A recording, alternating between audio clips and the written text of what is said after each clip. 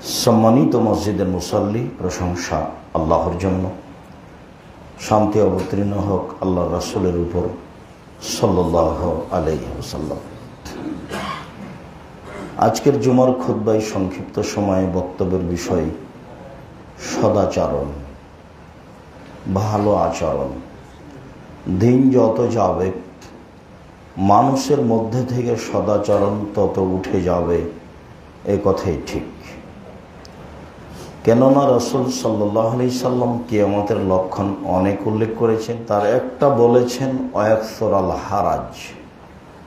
तो साहाबीगण बोललेन हाराज की जिनिस? ताते उत्तर हलो जे आपसे द्वंद्व मारामारी झगड़ा विवाद कातल एगुलो बेड़े जाबे।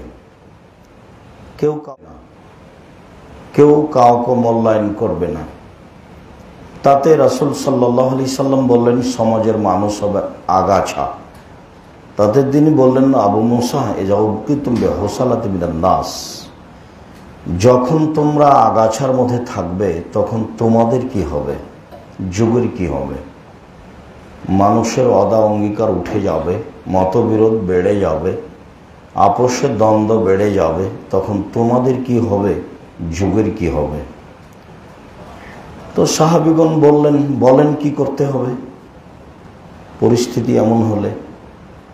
তো রাসূল সাল্লাল্লাহু আলাইহি সাল্লাম উত্তরে বললেন আলজিম লিসান, প্রথম একটা কাজ করিও, মুখ বন্ধ রেখো, মুখ ব্যবহার করিও না সমাজে।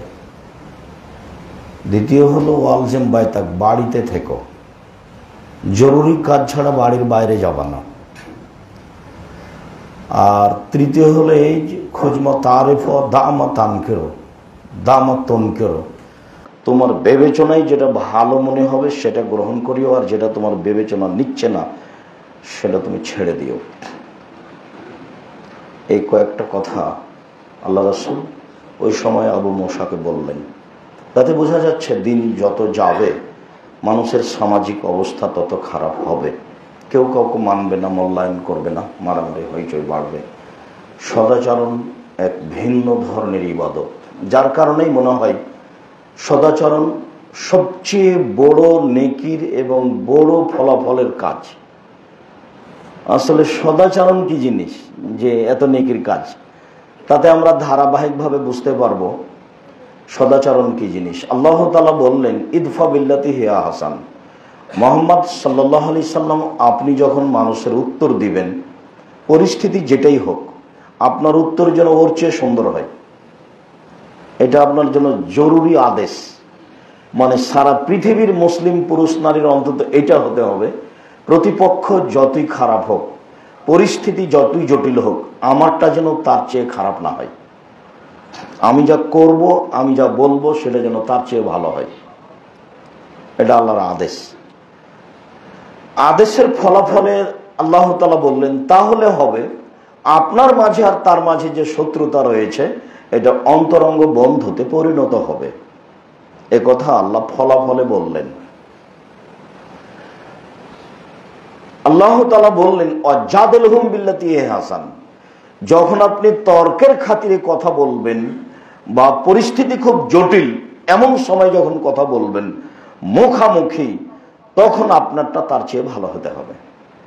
বিল্লাতি হিয়া আহসান, ও যা বলছে তার চেয়ে আপনারটা ভালো হতে হবে। এই কথা আল্লাহ তাআলা আমাদের নবীকে বলেন। ফলাফলে অন্য জায়গায় আল্লাহ তাআলা বলেন ওয়ায়দরাউনা বিল হাসানাতি সায়াতা, যারা খারাপের প্রতি উত্তর ভালো দিয়ে দেয়। মানে আগের দুটো আয়াতের এটা তরজমা অনুবাদ। যারা খারাপের প্রতি উত্তর ভালো দিয়ে দেয় উলাইকা লাহুম উকবাদ দার, ওরা যাদের জন্য রয়েছে জান্নাত। তো এটা তো আরো ভিন্ন ফলাফল হলো। আগেরটা ছিল ফলাফল দুনিয়ার, আর এটার ফলাফল হলো পরকাল। অন্তরঙ্গ বন্ধুতে পরিণত হবে, তাহলে বসবাস করে ভালো লাগবে। আর প্রতিবেশী যদি কথায় কথায় বিরক্ত হয় তাহলে তো শান্তি পাওয়া যাবে না। আর অত্র আয়াতে আল্লাহ ফলাফলে বললেন যে ফলাফল হবে জান্নাত। যারা প্রতি উত্তর খারাপের ভালো দিয়ে দেয়, পরিস্থিতি যতই জটিল হোক, আপনার উত্তর তার চেয়ে ভালো হতে হবে, এটা জরুরি। সম্মানিত দিনী ভাই বোন, যারা অত্র জুমায় খুতবায় উপস্থিত হয়েছেন তাদের নিকটে জরুরি অনুরোধ যে সাথে সাথে যারা অনলাইনে এখন রয়েছেন সময়ের গতিতে আমাদের বক্তব্য অবগত হবেন, সকল দিনী ভাই বোনের নিকটে জরুরি অনুরোধ যে কোনো মূল্যে পরিস্থিতি যতই জটিল হোক প্রতি উত্তর তার চেয়ে ভালো করতেই হবে। আর যখন আপনি ভালো করতে পারবেন না তখন আপনি মনে করবেন যে আমি আসলে প্রতিশোধ নিচ্ছি না, আমি আসলে আমার মনের অনুসরণ করছি। আমার মন বলছে যে ও কথা বলতে পারে, আমি পারি না। ও কিছু করতে পারে, মন্দ করে গালি দিতে পারে, আমি পারি না। এটা হলো মনের অনুসরণ, যেটা ক্ষতি। আর তর্ক বিতর্কে ঝগড়াই সবচেয়ে খারাপ বলতে পারা কাজটা হলো গ্রামের বস্তির মহিলাদের। ওরা ঝগড়াই সবচেয়ে খারাপ কথাটা বলতে পারলে শান্তি পায়, পরবর্তীতে বলেছি একটা কথা, মনটা ঠান্ডা হয়েছে। এটা হলো ওর মনের অনুসরণ। ওর মনে বলছে যে ও কিছু বললো, আমি বলতে পারলাম না। পরিস্থিতি তাহলে কি আমি আমার অনুকূলে হলো না, বা আমি পিছে পড়ে গেলাম। আল্লাহ তাআলা আমাদের নবীকে বলেন, ফাবিমা রাহমাতিন মিনাল্লাহ লিনতা লাহুম ওয়ালাউ কুনতা ফাদদান গালিদাল কলব লানফাদু মিন হাওলিক। মুহাম্মদ সাল্লাল্লাহু আলাইহি সাল্লাম, আল্লাহর পক্ষ থেকে আপনার উপরে বড় দয়া যে আপনি নরম স্বভাবের হয়েছে। আপনার চালচলন আচরণ যদি কঠোর কর্কশ হতো, লানফাদু মিন হাওলিক, মানুষ আপনার পাশ থেকে সরে যেত। মানুষ আপনার পাশ থেকে সরে যেত, আপনার কথা শুনতো না।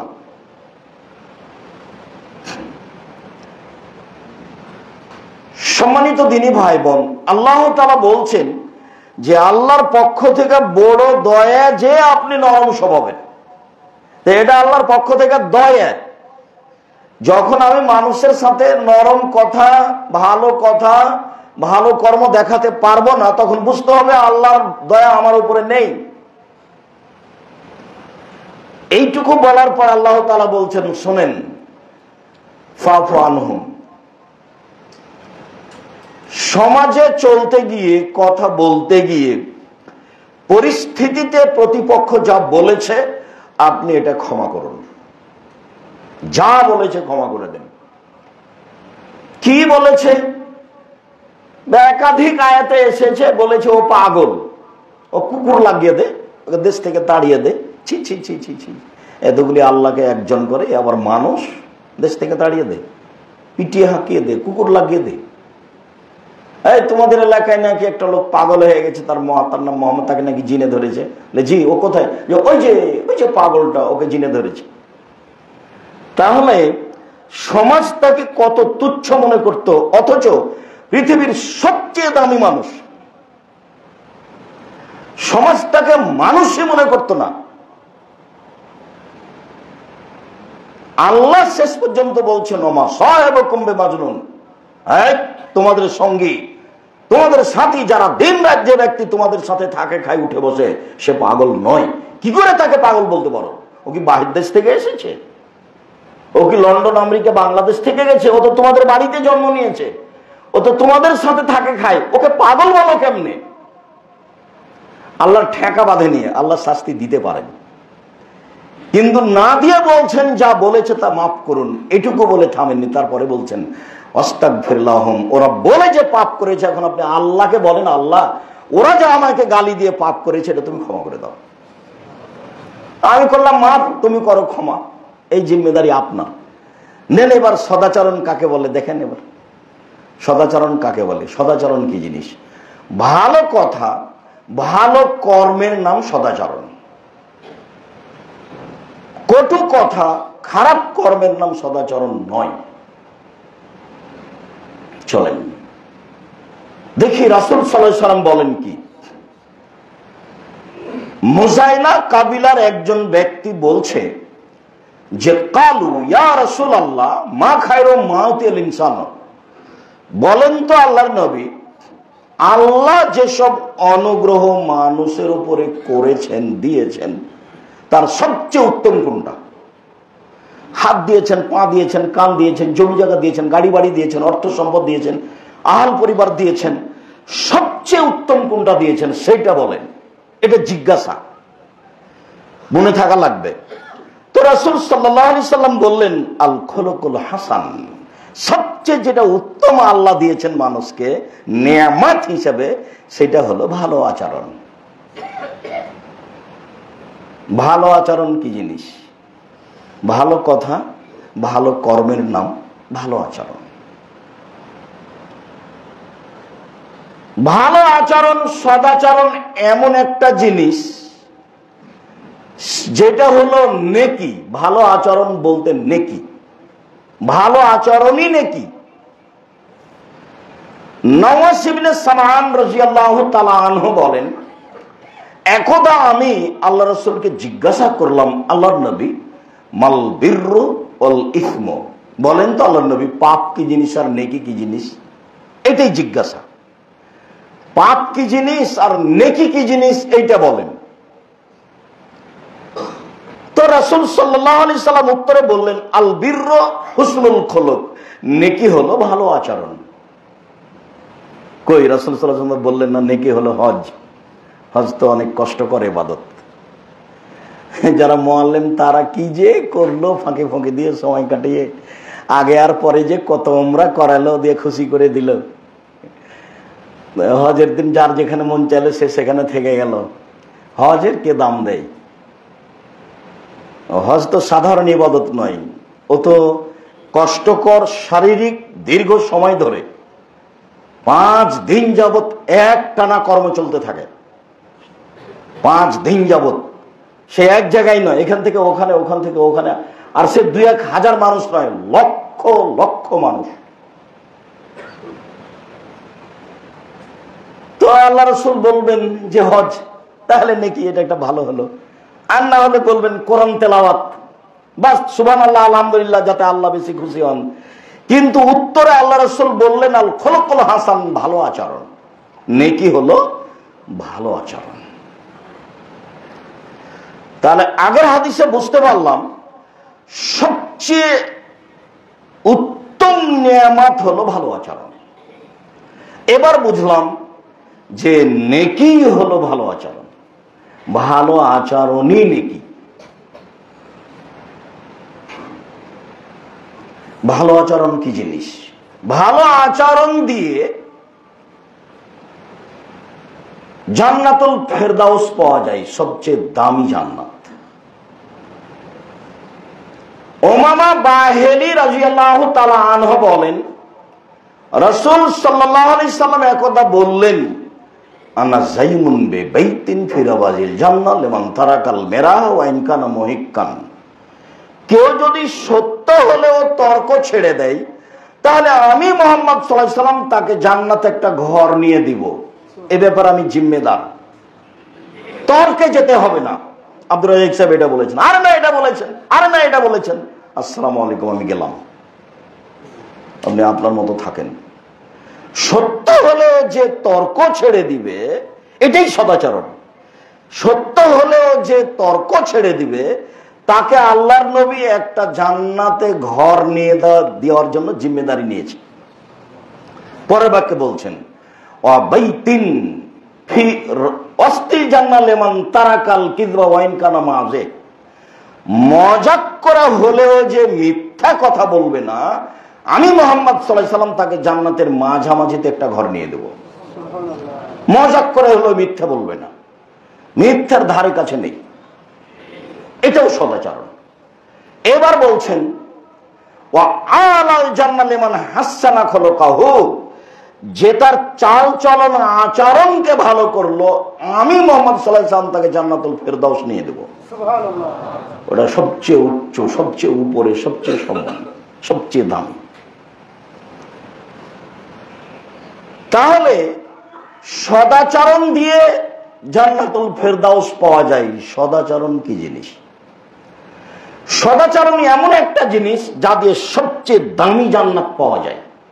এতক্ষণ ছিল জান্নাতুল ফেরদাউস, এবার হলো সবচেয়ে দামি জান্নাত। সেটাই কি জান্নাতুল ফেরদাউস হতে পারে? আবু মুসা আশআরী রাদিয়াল্লাহু তাআলা আনহু বলেন, একদা রাসূল সাল্লাল্লাহু আলাইহি সাল্লাম বললেন, ইন্না ফিল জান্নাতি গোরাফান ইরা যাহিরুহা মিন বাতিনিহা বাতিনুহা মিন যাহিরিহা। জান্নাতে কতগুলি ঘর রয়েছে, এত উন্নত মানের পদার্থ দিয়ে তৈরি, যার বাহির থেকে ভিতর দেখা যায়, ভিতর থেকে বাহির দেখা যায়, খালি টকটক টকটক করছে, খুব উন্নত মানের পদার্থ দিয়ে তৈরি। আদাল্লাহু লিমান আলানাল কালামা। অনেক বর্ণনা এসেছে লিমান হাজিহিল জান্নাহ। সাহাবীগণ বললেন, আল্লাহর নবী, লিমান হাজিহি, এই জান্নাত কে পাবে, কার জন্য, যেটা আপনি বলছেন এত উন্নত মানের পদার্থ দিয়ে তৈরি? তো রাসূল সাল্লাল্লাহু আলাইহি ওয়াসাল্লাম উত্তরে বললেন, যার চাল চলন ভালো, যার আচরণ ভালো, নরম স্বভাবের মানুষ, যে তার জন্য এই সবচেয়ে দামি জান্নাত। এই হাদিসের সাথে আরো তিনটা কথা আছে। তার একটা হলো ওয়াতামাত তাআমা, দুস্থ গরিব ফকির মানুষকে যে খেতে দেয় সে জান্নাত পাবে। পরের বাক্যে বলা হয়েছে ওয়াতাবা সিয়ামা, নিয়মিত নফল সিয়াম থাকে, যে বৃহস্পতিবার সোমবার, প্রতি মাসে 3 দিন, মুহররমের 2 দিন, আরাফার 1 দিন, জুলহিজ্জার 9 দিন, শাবানের 15 দিন, এরকম নফল সিয়াম থাকে, যে তার জন্য এই দামি জান্নাত। পরের বাক্যে বললেন অসাল্লা বিল্লাইল ওয়ান নাস নিয়াম, মানুষ যখন ঘুমিয়ে তখন সালাত আদায় করে, তার মানে তাহাজ্জুদ। তাহাজ্জুদ যে পড়বে তার জন্য দামি জান্নাত। তবে 1 নম্বরে রয়েছে যার চাল চলন আচরণ ভালো, তার জন্য এই জান্নাত সবচেয়ে দামি জান্নাত। যেটা আজকে আমাদের আলোচনা সদাচরণ, সদাচরণ দিয়ে সবচেয়ে দামি জান্নাত পাওয়া যায়। রাতের বিষয়ে রাসূল সাল্লাল্লাহু আলাইহি ওয়াসাল্লাম অনেক কথা বলেছেন, তাতে তিনি এই কথা বলেছেন, পৃথিবীর মানুষ মনে রেখো, আলাইকুম বিল কিয়ামিল লাইল, আলাইকুম বিকিয়ামিল লাইল ফাইন্নাহু দাবুস সালিহিন মান কানা ক্বাবলাকুম। রাতে ইবাদত করা তোমাদের জন্য জরুরি, গুরুত্বপূর্ণ ইবাদত হচ্ছে রাতে ইবাদত করো। কেন? এইটাই ছিল অতীতের পরহেজগার নবী, সিদ্দিক, শুহাদাদের কাজ। যারাই পৃথিবীতে নিজেকে পরহেজগার বলে প্রমাণ করতে চেয়েছে আল্লাহর সামনে, তার এই রাতের সালাত আদায় করা ছাড়া সে নিজেকে পরহেজগার বলে দাবি করতে পারে না নিজেকে আল্লাহর কাছে। এটা হলো অতীতের নবী, রাসূল, সিদ্দিক, শুহাদাদের নীতি। তোমরাও রাতে ইবাদত করতে শিখো, এই কথা মুহাম্মদ সাল্লাল্লাহু আলাইহি সাল্লাম বলেন। সদাচরণ, সদাচরণ কি জিনিস? সদাচরণ বিচারের মাঠে নেকির পাল্লায় সবচেয়ে ভারী নেকি হবে, তার নাম সদাচরণ। আবু দারদা রাদিয়াল্লাহু তাআলা আনহু বলেন, রাসূল সাল্লাল্লাহু আলাইহি ওয়াসাল্লাম বলেছেন, ইন্না আফকালা শাইইন ফি মিজানিল মুমিন ইদা ইয়াউমুল কিয়ামা আল খুলুকুল হাসান। বিচারের মাঠে মুমিন পুরুষ নারীর নেকির পাল্লায় সবচেয়ে যেটা ভারী নেকি রাখা হবে সেটা হলো সদাচরণ। তাহলে সদাচরণ বলতে নেকিকে বোঝায়, এবং এটা হলো সবচেয়ে ভারী নেকি। এখানে একটা ইসিম তাবজিল শব্দ ব্যবহার করা আছে, যেটা আপনাকে আমি বুঝাতে সহজে সক্ষম নই। মানে সবচেয়ে ভারী। সালাত আদায় করলে নেকি হয়, তবে তা সবচেয়ে ভারী নয়। সিয়াম পালন করলে হয়, তবে তা সবচেয়ে ভারী নয়। হজ করলে নেকি হয়, তবে তা সবচেয়ে ভারী নয়। সুবহানাল্লাহ, আলহামদুলিল্লাহ পড়লে নেকি হয়, তবে তা সবচেয়ে ভারী নয়।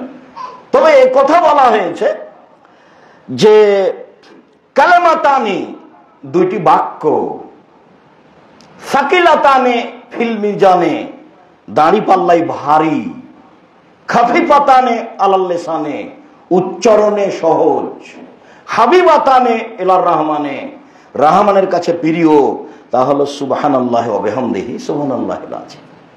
ভারী, তবে সবচেয়ে ভারী নয়। ভারী নেকি, কোরআন তেলাওয়াতে নেকি আছে, তবে ভারী নয়, ওটা একটা নেকি। জিকির করলে নেকি আছে, তবে ভারী নয়, ওটা একটা নেকি। ভারী নেকি হলো সুবহানাল্লাহি ওয়া বিহামদিহি সুবহানাল্লাহিল আযীম। আর সবচেয়ে ভারী নেকি হলো সদাচরণ, যেটা মুমিন পুরুষ নারীর নেকির পাল্লায় রাখা হবে। সদাচরণ কি জিনিস? ভালো কথা, ভালো কর্মের নাম সদাচরণ। কটু কথা, খারাপ কর্মের নাম সদাচরণ নয়। ক্ষমতা দেখিয়ে কাজ করলে সদাচরণ টিকে না। দাম্ভিকতা দেখিয়ে কাজ করলে সদাচরণ টিকে না। সমাজে ক্ষমতা প্রয়োগ করলে, জোর করে জমি দখল করলে সদাচরণ টিকে না। দলীয় দাপটে জীবিকা নির্বাহ করলে সদাচরণ টিকে না। বংশীয় ক্ষমতায় জীবিকা নির্বাহ করলে সদাচরণ টিকে না। এগুলোর সাথে সদাচরণ নেই। সদাচরণ অত সহজ জিনিস নয়, যা হলো সবচেয়ে ভারী নেকির কাজ। যার কাছে তাহাজ্জুদ টিকে না, যার কাছে সিয়াম, নফল সিয়াম টিকে না। চলেন দেখেন, আশ্চর্য ইবাদত সদাচরণ একসাথে বড় বড় দুইটা নেকিতে জানা হয়, সদাচরণে তাই হয়। আয়েশা রাদিয়াল্লাহু তাআলা আনহা বলেন, রাসূল সাল্লাল্লাহু আলাইহি ওয়াসাল্লাম বলেছেন, ইন্নামাল মুমিন ইয়াজদু বিহুসনি খুলুকিহি দারাজাতা সাইমুল কায়েম। নিশ্চয় মানুষ নিয়মিত নফল সিয়াম পালন করে যত নেকি পায়, নিয়মিত তাহাজ্জুদ পড়ে যত নেকি পায়, সদাচরণে তত নেকি পায়।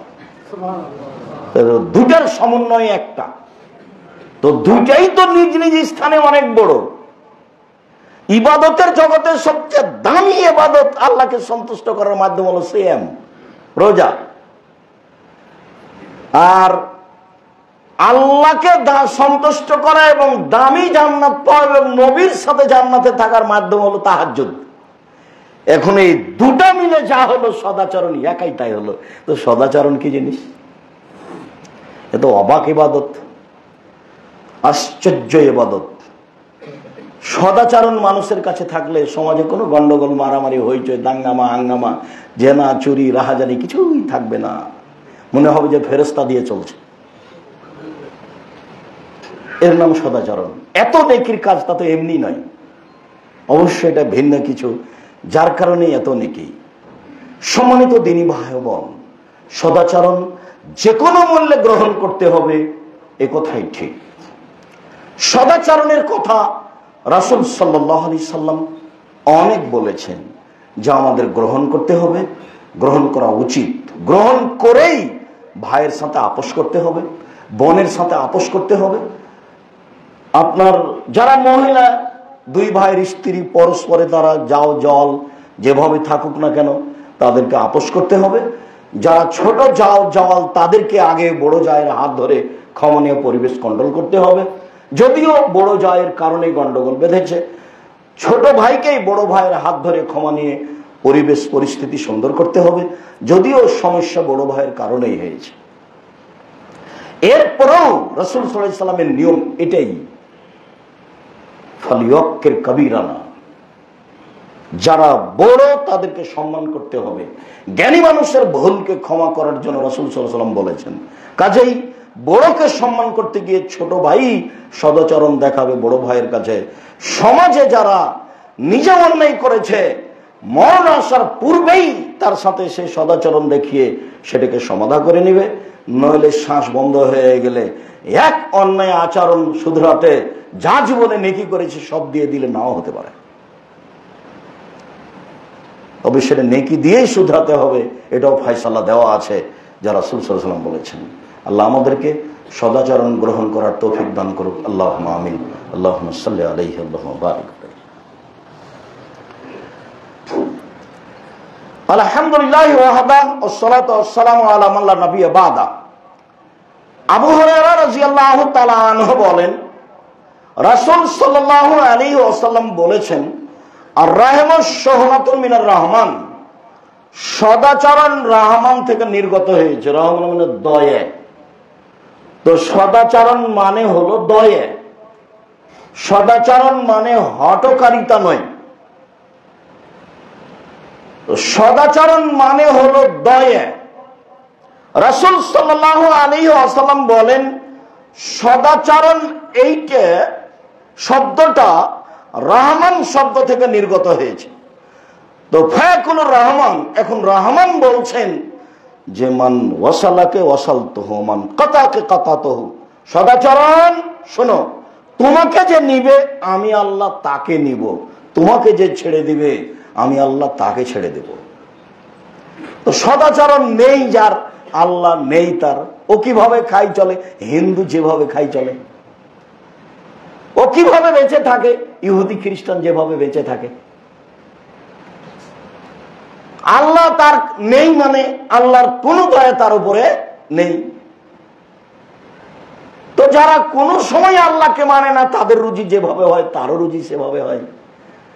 সদাচরণ নেই যার, আল্লাহর দয়া তার উপরে নেই, এ কথাই ঠিক। দেশের সবচেয়ে বিত্তশালী হলেও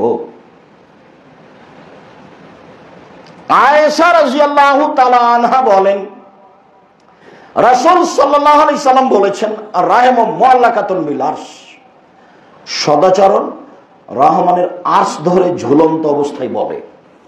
তাহলে সদাচরণের জন্য একটা রূপরেখা আছে। সদাচরণ রহমানের আরশ ধরে ঝুলন্ত অবস্থায় বলে, মান ওয়াসালানি ওয়াসালাহুল্লাহ, পৃথিবীর মানুষ মনে রেখো আমি সদাচরণ বলছি, যে আমাকে নিবে আল্লাহ তাকে নিবেন, ওমান কাতানি কাতাহুল্লাহ, যে আমাকে ছেড়ে দিবে আল্লাহ তাকে ছেড়ে দিবেন। হাদিস তো বুখারী মুসলিম। আমাকে যে নিবে আল্লাহ তাকে নিবেন, আমাকে যে ছেড়ে দিবে আল্লাহ তাকে ছেড়ে দিবেন। আমি আর আপনি তো দিনরাত নিজের মতো চলে খাচ্ছি ফিরছি, কোনো সমস্যা বুঝতে পারি না। যা করার লাগে সুবিধা মতো করে নিচ্ছি, হাইকোর্ট জজ কোর্ট যা কিছু করার লাগে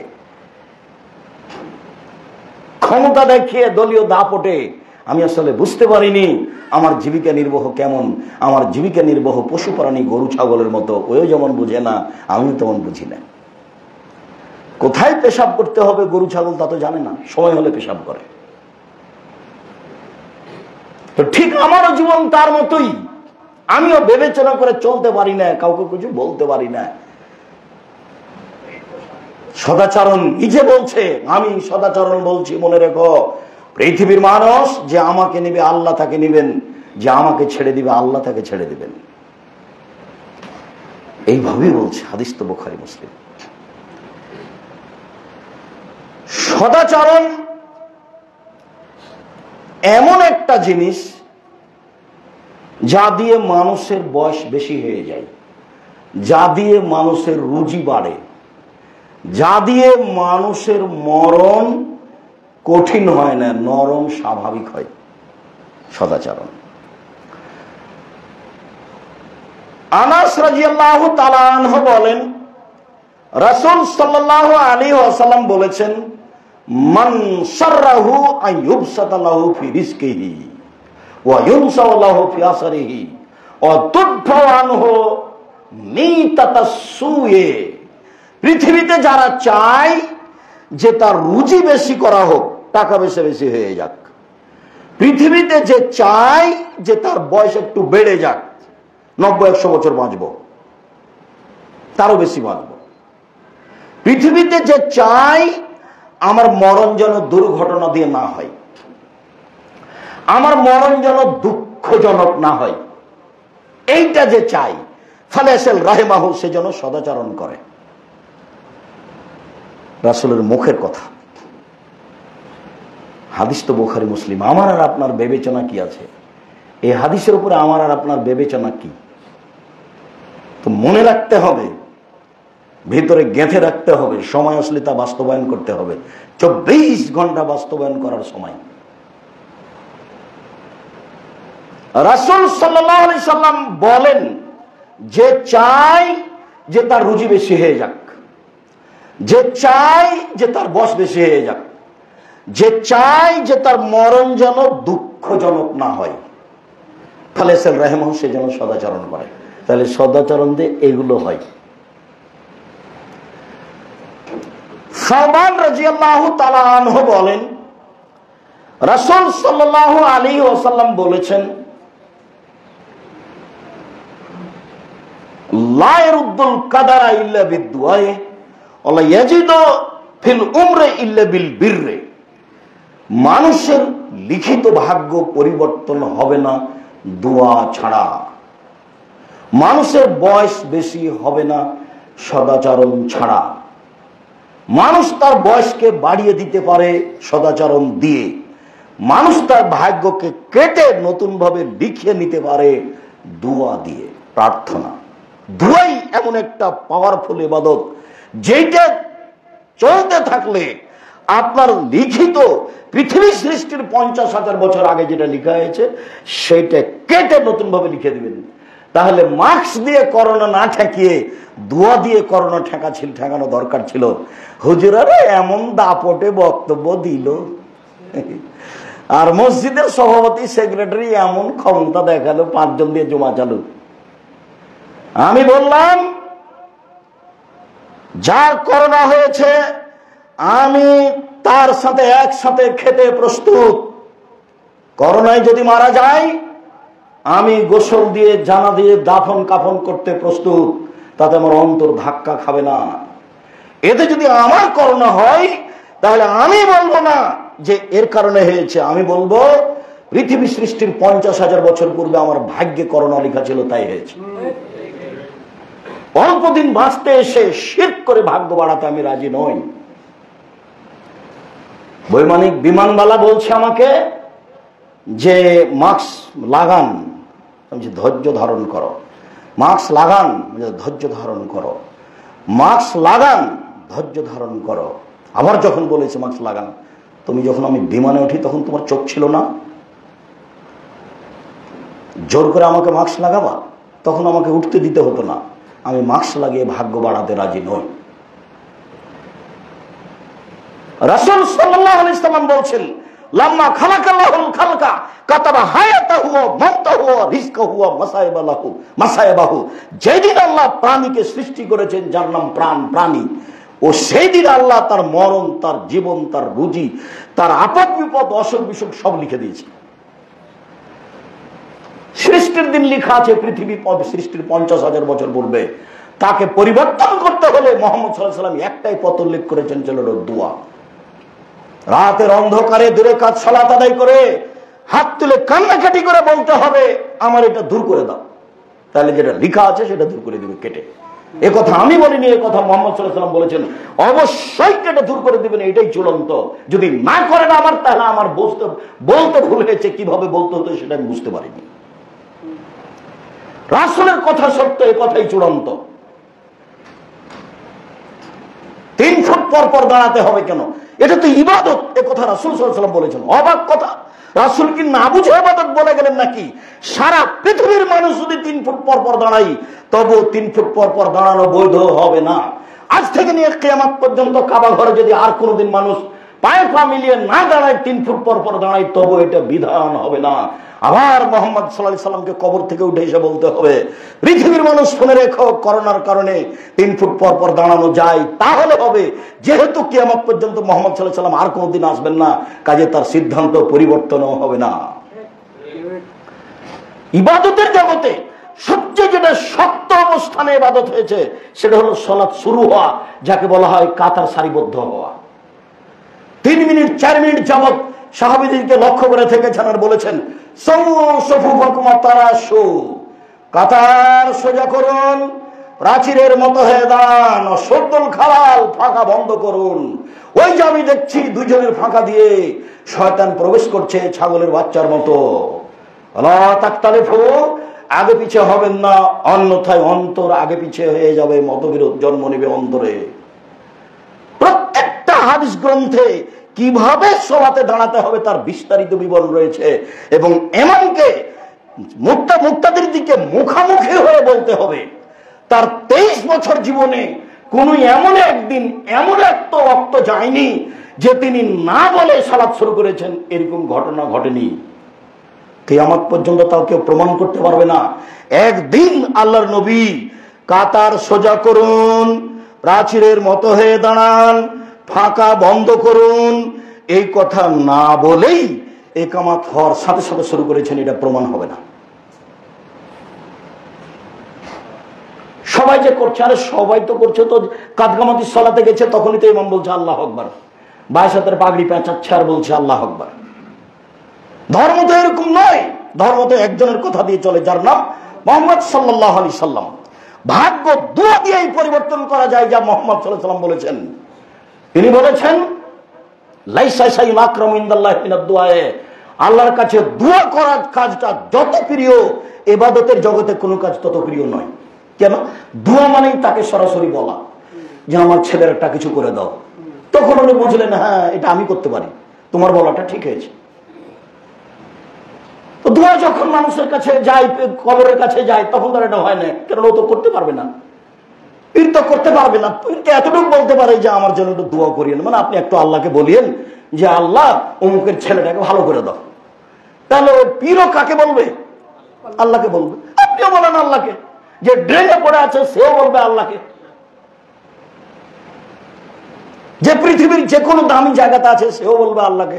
সবার কাছে আল্লাহ সমান। প্রার্থনা দিয়ে ভাগ্য পরিবর্তন করা যায়, এ কথাই চূড়ান্ত। পৃথিবীর দ্বীনি মুসলিম ভাই বোন সকলকে আন্তরিকভাবে অনুরোধ করে বলতে চাই যে আপনি আপনার ভাগ্যের পরিবর্তন চাইলে, দুনিয়াতে কিছু চাইলে, পরকালের সুবিধা চাইলে, চাওয়ার দুয়ার বিকল্প কোনো পথই নেই। সম্মানিত দ্বীনি ভাই বোন, রাসূল সাল্লাল্লাহু আলাইহি সাল্লাম যেটা বলেছেন তাতেই কল্যাণ রয়েছে, এ কথাই ঠিক। নিজে থেকে কিছু করে লাভ হবে না। আবু মুসা আশআরী রাদিয়াল্লাহু তাআলা আনহু বলেন, রাসূল সাল্লাল্লাহু আলাইহি সাল্লাম বলেছেন, আল মুমিন লিল মুমিন কাল বুনিয়ান। একজন মুমিন আরেকজন মুমিনের সাথে, সামাজিক মানুষ মুসলমান পরস্পরে প্রাচীরের মতো। এসুদ্দ বাজো বাজা, একটা ইট যেমন আর একটা ইটকে ধরে আছে, এইটা যেমন মানুষ পরস্পরে তেমন। এই হাদিসের দাম আছে সমাজে, আলেম ওলামাদের কাছে দাম আছে। আলেম ওলামা, একজন আলেম মানুষ আর একজনের বিরুদ্ধে আরেকজনের বিরুদ্ধে এমন বলা বলছে, পেশাব করে দিচ্ছে, অবাক কথা। আপনি আলেম মানুষ হলেন কি করে, আরেকজনের বিরুদ্ধে বাবা বলেন কি করে? আপনি ফেসবুক কি করে আপনি এটা বুঝে নিলেন এটা হাইকোর্ট আর এটাই জজ কোর্ট, ওটাই আপনার ফয়সালার জায়গা? বিচার আবার হবে, বিচার আবার হবেই। মানুষের তো বিচার হবে হবে, পশু প্রাণীরও বিচার হবে। অতএব অল্প দিন বাঁচতে এসে ক্ষমতা দেখিয়ে, দাপট দেখিয়ে, দলীয় দাপটে বা নিজের পরিবেশ পরিস্থিতি বলার সুযোগ আছে এই বলে আরেকজনের কিছু করে নিয়ে, আরেকজনকে কিছু বলে নিয়ে সফলতা অর্জন করবেন, এটা চূড়ান্ত ভুল। এই ভুলের মাসুল খেসারত তাকে বহন করতেই হবে, আজ হোক আর কাল হোক। সদাচরণ দিয়ে সমাজ দখল করতে হবে, এ কথাই ঠিক। সদাচরণ দিয়ে জান্নাত দখল করতে হবে, জান্নাত পেতে হবে, এ কথাই ঠিক। মানুষ পরস্পরে থাকবে প্রাচীরের মতো, একজন আরেকজনের বিরুদ্ধে মুখ খুলবে, এটা হতে পারে না। একজন এক কথা বললো, আরেকজন ওটা ফেসবুকে দিয়ে দিল তারটা, ও কি বুঝলো? ওকে জিজ্ঞাসা করেছে তাকে? কোনোদিন আপনি তাকে জিজ্ঞাসা করেছেন যে ভাইজান এভাবে বললেন কেন, এটা কি হাদিস? একাধিক বৈঠক করেন, তারপরে আপনি তার মান সম্মানের বিষয় আপনি বলতে পারবেন না। সম্মানিত দ্বীনি ভাই বোন, আবু হুরায়রা রাদিয়াল্লাহু তাআলা আনহু বলেন, রাসূল সাল্লাল্লাহু আলাইহি সাল্লাম বলেছেন, আল মুমিনুনা কারাজুলিন ওয়াহিদ। সারা পৃথিবীর মানুষ একটাই মানুষ। নেন এবার হাদিস তো বুখারী মুসলিম। আমার আপনার কাছে এসব হাদিসের বিবেচনা কি আছে? হাদিস তো 1450 বছর থেকে বুখারী মুসলিম আছে, এক দুদিন থেকে নয়। সারা পৃথিবীর মানুষ একটাই মানুষ। ইনিস্তাকা আইনহু ইস্তাকা কুল্লুহু। চোখে ব্যথা হলে সব শরীরে ব্যথা বুঝতে পারে, মাথায় ব্যথা হলে সর্ব শরীরে ব্যথা বুঝতে পারে। মানে আমি বিপদে পড়লে আপনি ওইটা বুঝতে পারবেন, তার নাম আপনি মোমেন। আপনি আমার সাথে থাকবেন, তার মানে আপনি মোমেন।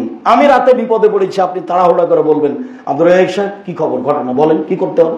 অ্যাম্বুলেন্স আনতে হবে, কোথাও যেতে হবে, কি করতে হবে বলেন। আপনার পাশে দাঁড়িয়ে আছে সবকিছু করার জন্য, তার নাম মোমেন। আর একজন বিপদে পড়লে আপনি বলছেন ঠিক হয়েছে, ঠিক হয়েছে, উচিত হয়েছে। আবার কেউ কেউ আবার গরু জবাই করে। গরু জবাই করাটা আমার চোখের সামনে ঘটেছে। গরু জবাই করাটা আমার চোখের সামনে ঘটেছে। আরেকজন বিপদে পড়েছে, তো আরেকজন গরু জবাই করেছে খুশি মানানোর জন্য। পশু প্রাণী, গরু ছাগল, অনুভূতি বলে কোনো জিনিস নাই। বিদ্যা কি জিনিস? বিদ্যা হচ্ছে ওই বিদ্যা যেটা মানুষের উপকার করতে পারে, তার নাম বিদ্যা। যে বিদ্যা মানুষের উপকার করতে পারে সেই হলো বিদ্যান। যে বিদ্যা দিয়ে মানুষ মানুষের উপকার করতে পারে, আল্লাহ রাসূল বলছেন, আল্লাহুম্মা ইন্নী আউযু বিকা মিন ইলমিন লা ইয়ানফা। আল্লাহ আমি ওই বিদ্যা চাই না যে বিদ্যা উপকার করে না। অমিন কালবিন লা ইয়াখশা, আল্লাহ আমি ওই অন্তর চাই না যেটা তোমাকে ভয় করে না। আল্লাহ নাফসিন লা তাশবা, আমি ওই অন্তর চাই না যে অন্তর তৃপ্তি লাভ করে না। একটা হলে আরেকটা পেতে চায়, আরেকটা হলে আরেকটা পেতে চায়, ওই অন্তর আমি চাই না। অমিন দাওয়াতিন লা ইস্তাজাবু লাহা, ওই দোয়া করতে চায় না যেটা কবুল হয় না, ওই দোয়া করতে চায় না যেটা কবুল হয় না, ওই দোয়া করতে চায় না যেটা কবুল হয় না। এই কথাগুলি রাসূল সাল্লাল্লাহু আলাইহি ওয়াসাল্লাম নিয়মিত বলতেন। আল্লাহুম্মা ইন্নী আউযু বিকা মিন ইলমিন লা ইয়ানফা ওয়া মিন কলবিন লা ইয়াখশা ওয়া মিন নাফসিন লা তাসবা ওয়া মিন দাওয়াতিন লা ইস্তাজাবু লাহা। একজন সাহাবী এসে বলছেন, আল্লাহর নবী, আমি যে ভালো মানুষ এটা আমি কি দিয়ে বুঝবো? নেন এবার, এটা তার জিজ্ঞাসা। কাইফা আলামান্নি আহসানতু আসাতু, আমি যে ভালো মানুষ এটা আমি কি দিয়ে বুঝবো? এটাই জিজ্ঞাসা। তার মানে তার ভালো হওয়ার স্বাদ। তখন রাসূল সাল্লাল্লাহু আলাইহি ওয়াসাল্লাম বলছেন, এজা সামাইতা মিন জিরানিকা ইয়াকুলুনা আনতা হাসানতা ফাকাদ আহসানতা, যখন তোমার প্রতিবেশী তোমাকে ভালো বলবে তখন তুমি ভালো। ওইজা সামাইতা মিনহু আসাতা ফাকাদ আসাতা, আর যখন তুমি প্রতিবেশী থেকে শুনবে তুমি খারাপ তখন তুমি খারাপ। নেন এবার, প্রতিবেশীর কাছে ভালো হয়ে থাকাও তো খুব কঠিন। এখন একটু আপনি বলেন, সাতটু ও বলে, তা আপনি কতক্ষণ টিকে থাকবেন? টিকে থাকার চেষ্টা করতে হবে, নাহলে স্থান ত্যাগ করতে হবে। হিজরত বাকি আছে, কাবা ঘর থেকে বাকি নেই, মক্কা থেকে কোথাও যাওয়া হবে না হিজরত করে।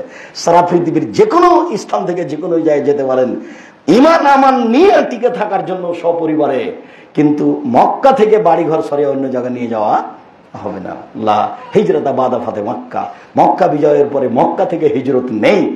সারা পৃথিবীর যে কোনো স্থান থেকে যে কোনো স্থানে হিজরত বহাল আছে। অন্যায়ের ভিতরে ঠেকে নিজেকে অন্যায়ের সাথে জড়িয়ে রেখে মুমিন ঘোষণা দেওয়া বা নিরুপায় ঘোষণা দেওয়া, এটা আল্লাহর বিধান নয়। সম্মানিত দিনী ভাই বোন, আমরা আলোচনার শেষে এসে আন্তরিকভাবে অনুরোধ জানাচ্ছিলাম, যে কোনো মূল্যে সদাচরণ ধরতেই হবে। সদাচরণ প্রতিবেশী থেকে হয়, সদাচরণ পাশাপাশি দোকান থেকে হয়, সদাচরণ পাশাপাশি জমি চাষ করা থেকে হয়, সদাচরণ ভাইয়ে ভাইয়ে হয়, সদাচরণ জয় জয় হয়, সদাচরণে একসাথে যারা আছে মিলেমিশে তাদের মধ্যে হয়। অনেক সময় তার খারাপ আচরণ হয়ে গেলে তার আড়ে অনেক কথা বলা বলি হয়, যার কারণে সর্বদা সদাচরণ বহাল রাখার চেষ্টা করতে হবে। ইবাদতের জগতে সবচেয়ে গুরুত্বপূর্ণ ইবাদত হলো সদাচরণ। সদাচরণ এমন একটা জিনিস যা দিয়ে দামি জান্নাত পাওয়া যায়। সদাচরণ এমন একটা জিনিস যা দিয়ে জান্নাতুল ফেরদাউস পাওয়া যায়। সদাচরণ এমন একটা জিনিস যেইটার নেকি বিচারের মাঠে সবচেয়ে ভারী নেকি। সদাচরণ এমন একটা জিনিস যা হচ্ছে আল্লাহর নিয়ামতের মধ্যে সবচেয়ে উত্তম গুরুত্বপূর্ণ নিয়ামত। যে কোনো মূল্যে ক্ষতিগ্রস্ত নিজে হলেও সদাচরণ ধরে রাখার চেষ্টা করতে হবে, এই কথাই ঠিক। আর হজ করতে গেলে সবচেয়ে যেটা জরুরি মনে হয় সেইটা হলো বানানো দোয়া থেকে বেঁচে থাকতে হবে, একাধিক উমরা থেকে বেঁচে থাকতে হবে। যে কোনো মূল্যে হজের দিনের কাজগুলি হজের দিনেই করতে হবে। ফতোয়া আছে 10, 11, 12 যে কোনো দিন করলেই হয়। সরকারও চাচ্ছে যে কোনো দিন করলেই হয়, মুআল্লিমও চাচ্ছে যে কোনো দিন করলেই হয়। অতএব হজের দিন ঘুমিয়ে থাকো, কোনো সমস্যা নেই। অথচ রাসূল সাল্লাল্লাহু আলাইহি ওয়াসাল্লাম এই কথা বলেননি। হজের দিনের কাজগুলি হজের দিনেই করতে হবে। আর তাদেরকে ভয় দেখানো ঠিক নয়। আর আগে অতগুলো উমরা করানো আর জিয়ারত এই জায়গা ওই জায়গা দেখানো, পরে অনেক উমরা করানো, এইসব ইবাদত দিয়ে তাকে ভুলিয়ে রাখা আদৌ ঠিক নয়। হজ করতে গেছেন নির্ধারিত স্থানে নির্ধারিত নিয়মে কষ্ট করে ইবাদত করতে হবে, এই কথাই ঠিক। বরং পায়ে হেঁটে করতে পারলে হজের দিনের সকাল 11টা হতে হতে সব কাজ হয়ে যাবে, আমি এটাই মনে করি। সহজভাবে আপনি প্রথম থেকেই বলি, আপনার হজ শুরু হয় 8 তারিখ মিনাতে গিয়ে। 8 তারিখ থেকে হজ শুরু হয়, 8, 9, 10, 11, 12, তাহলে মোট 5 দিন হলো। যুলহিজ্জার 8 তারিখে মিনায় যেতে হয়। তো সবাই নিয়ে যাবে আপনাকে মিনায় রাতে। আপনি বলবেন আমি প্রয়োজনে পায়ে হেঁটে যাব, তবে 8 তারিখ সকালে যাব ফজরের পরে। তো বলবে আপনার জায়গা হবে না, স্থান পাবেন না, ভুলে যাবেন, তার মানে হজের প্রয়োজন নাই। আপনার সুবিধার প্রয়োজন। জোহর, আসর, মাগরিব, এশা, ফজর কসর হবে, স্ব স্থানে হবে। যেটা কসর স্ব স্থানে হবে। 9 তারিখ সকালে মিনাতে ফজর সালাতের পরে আপনি যাবেন আরাফার মাঠে। ওরা রাতে গাড়িতে নিয়ে যাবে। আপনি বলবেন সকালে গাড়ি হলে হবে, নইলে পায়ে হেঁটে যাব। এই দেশের মধ্যে আরাফার মাঠ আছে, এই কথা আমি জানি, এ কথা আপনি বলবেন। তাহলে সে আর আপনাকে ভুল পথে নিয়ে যেতে পারবে না।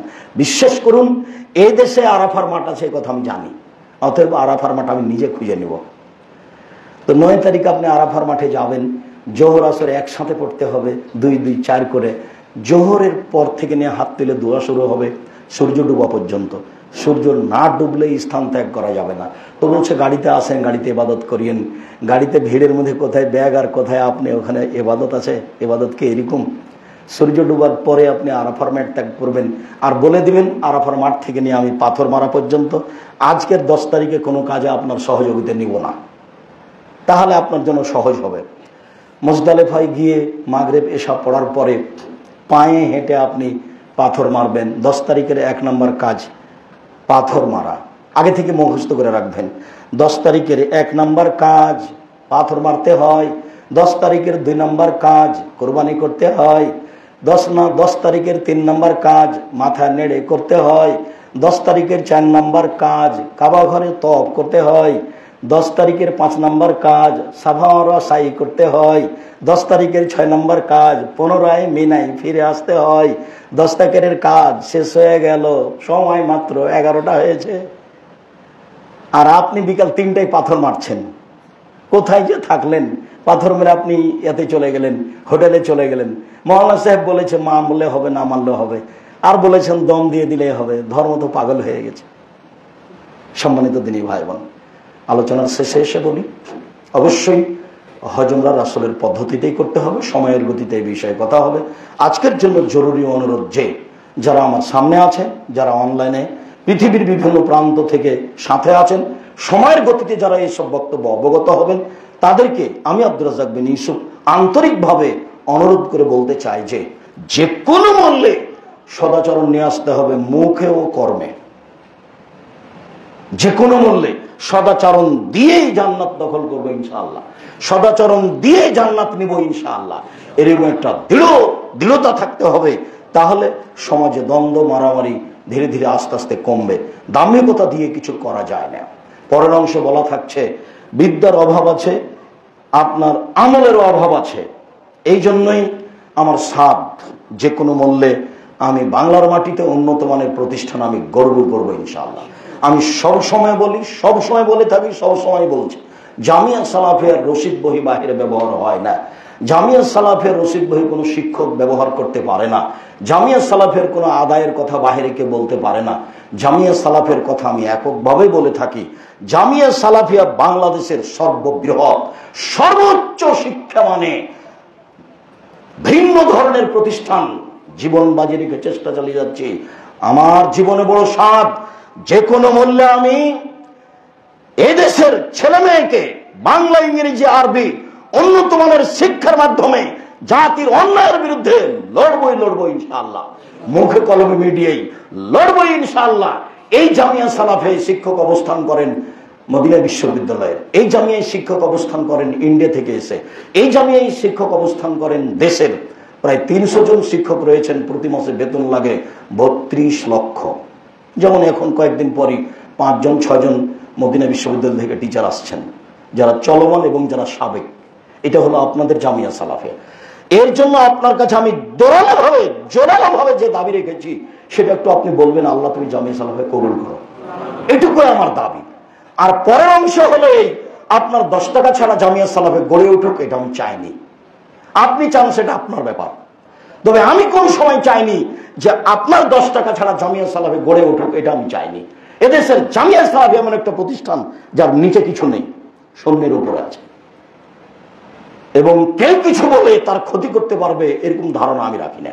আলহামদুলিল্লাহ, জামিয়া সালাফিয়া স্থানে থাকবে। শিরক মুক্ত প্রতিষ্ঠান জামিয়া সালাফিয়া, বিদআত মুক্ত প্রতিষ্ঠান জামিয়া সালাফিয়া, হিংসা মুক্ত প্রতিষ্ঠান জামিয়া সালাফিয়া, দল মুক্ত প্রতিষ্ঠান জামিয়া সালাফিয়া, সংগঠন মুক্ত প্রতিষ্ঠান জামিয়া সালাফিয়া, জাতির দিন ধর্মের মূল স্থান, শিক্ষা কেন্দ্র হিসাবে জামিয়া সালাফিয়া জাতির কাছে এই কথা বলে যাচ্ছি, যাতে করে আমার উপরে কোনো দোষ না আসে। জবাব আপনি দিবেন, আমাকে যেন দিতে না হয়। আমি দিব না সেটা এটাই, আমার কোনো কারণে আল্লাহ তুমি জামিয়া সালাফের ক্ষতি করো না। আমি এমন কোনো কর্ম করতে রাজি নই যে কর্মে তুমি অসন্তুষ্ট হবা, যাতে জামিয়া সালাফের ক্ষতি হবে, এটা আমি করতে চাই না। তুমি আমাকে সঠিক রেখে জাতিকে জামিয়া সালাফের জন্য একটু বলতে বলো, তোমাকে ওরা সবাই যেন বলে আল্লাহ তুমি জামিয়া সালাফে কবুল করো। তোমার দরবারে এই জোরালো দাবি দাওয়া দোয়া রেখে আজকের জুমার খুতবা এখানে শেষ করলাম।